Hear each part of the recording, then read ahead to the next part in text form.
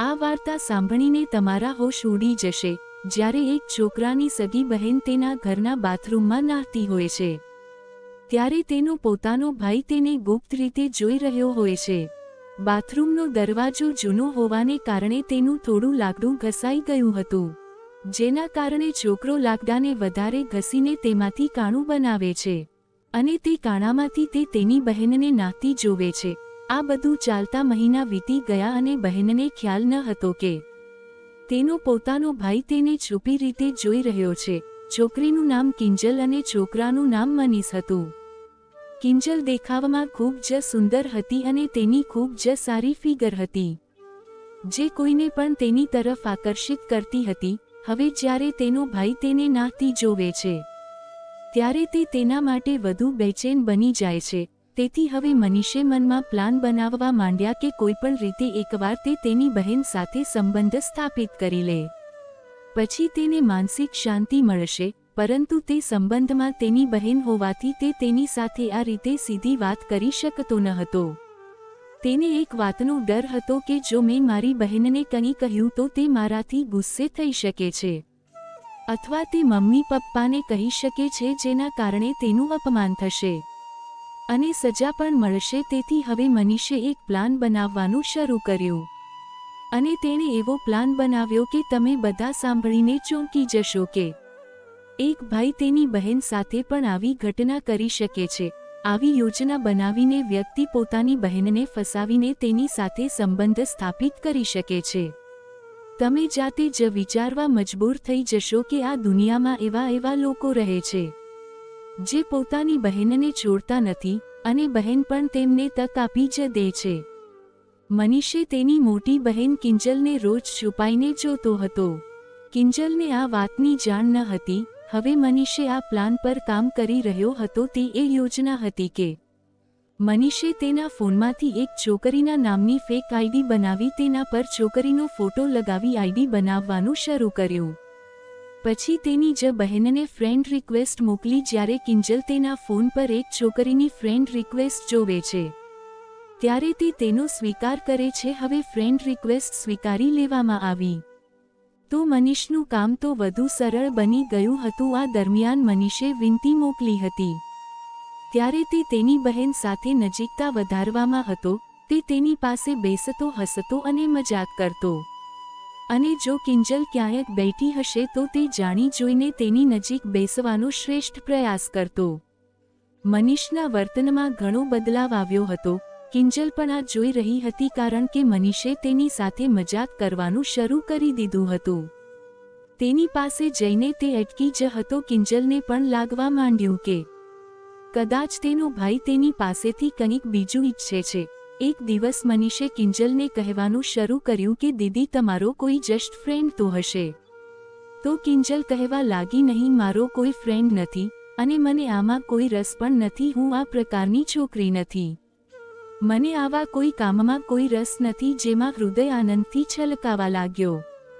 હવે તે વિચારવા લાગ્યો કે જો તેનો બોયફ્રેન્ડ નથી તો તેની આંતરિક ઈચ્છાઓ જાગૃત થતી જ હશે, પરંતુ તેમ છતાં તે અજાણ્યો બાળક હોવાનો ઢોંગ કરીને કહેવા લાગ્યો કે જો કોઈ હોય તો કૃપા કરીને મને જણાવજો, હું કશું કહીશ નહીં।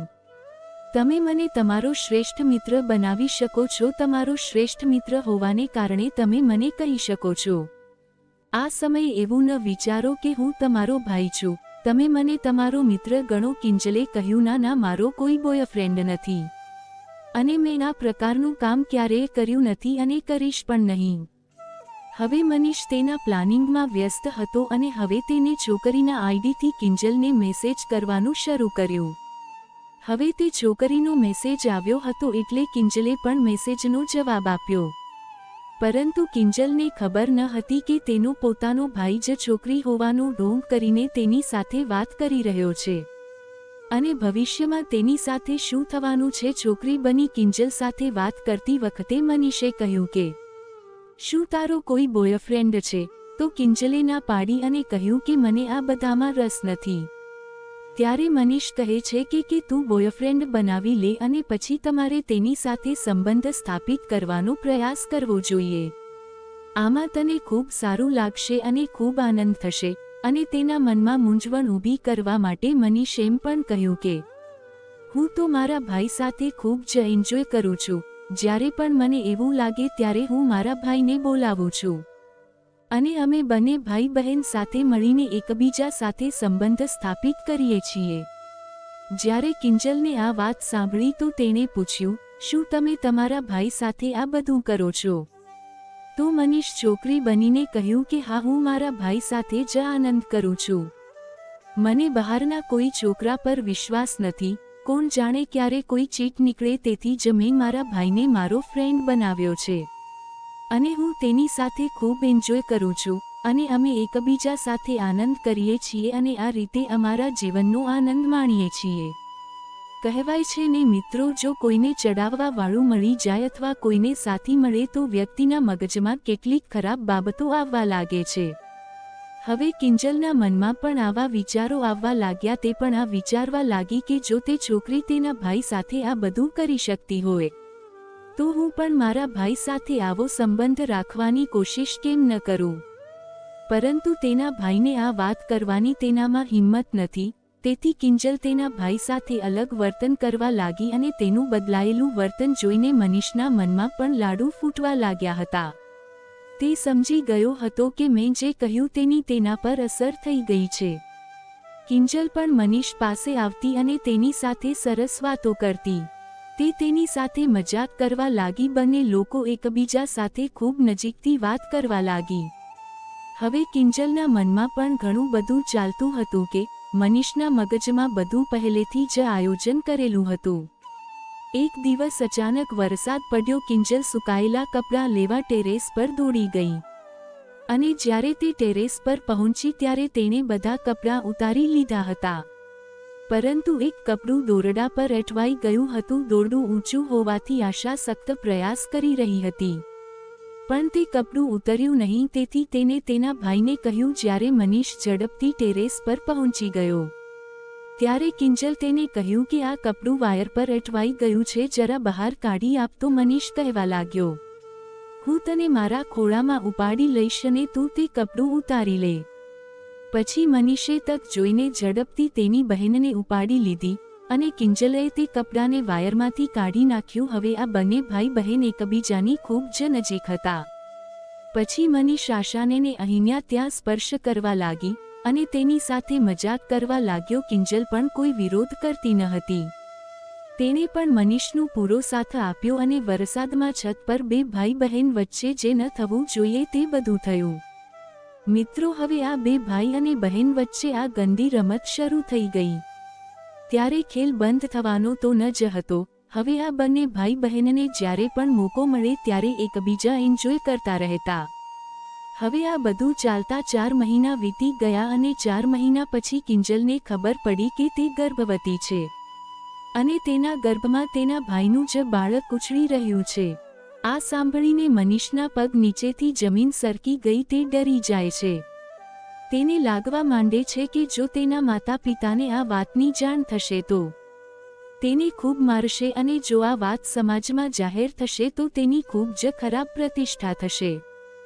દરેક કોઈ કહેશે કે તું આ બધું તારી બહેન સાથે જ કરવા માટે બાકી રહી ગયો છે. તેથી મનીષ અને કિંજલ સાથે મળીને એક પ્લાન બનાવ્યો હતો કે ચાલો આ બાળકનો ગર્ભપાત કરીએ. હવે બીજા દિવસે બંને પતિ પત્ની બનીને હોસ્પિટલ પહોંચ્યા. પરંતુ હોસ્પિટલના સ્ટાફે ગર્ભપાત કરવાની સ્પષ્ટ ના પાડી દીધી. ડોક્ટરે સ્પષ્ટપણે ના પાડી દીધી કે અમે આ પ્રકારનો ગર્ભપાત નથી કરતા. હવે આ બંને લોકો ઘણા ટેન્શનમાં હતા. આ બંને ભાઈ બહેનને તેમનું જીવન મૃત્યુ કરતાં પણ વધુ ખરાબ લાગી રહ્યું હતું. અહીં મનીષ અંદરથી ઘૂંટ અનુભવી રહ્યો હતો. તેને લાગ્યું કે જો આ વાત બહાર ખબર પડશે તો સમાજમાં મારું માન બગડશે અને મારે કોઈ પણ રીતે મારી ઇજ્જત બચાવવી પડશે. હવે આ લોકોએ એક પછી એક ઘણી જગ્યાએ પ્રયાસ કર્યો જ્યાં સુધી તેમનો સંબંધ હતો, પરંતુ કોઈ હોસ્પિટલ ગર્ભપાત માટે તૈયાર ન હતી. આ લોકો જ્યાં પણ ગયા હોસ્પિટલના દરેક વ્યક્તિ એવું કહેતા હતા કે તમે તમારા ઘરના કોઈ વડીલને લાવો. હવે મનીષનું ટેન્શન વધી રહ્યું હતું. મનીષનું મનમાં ખૂબ જ પરેશાન થઈ રહ્યો હતો અને ગુસ્સે થઈ રહ્યો હતો.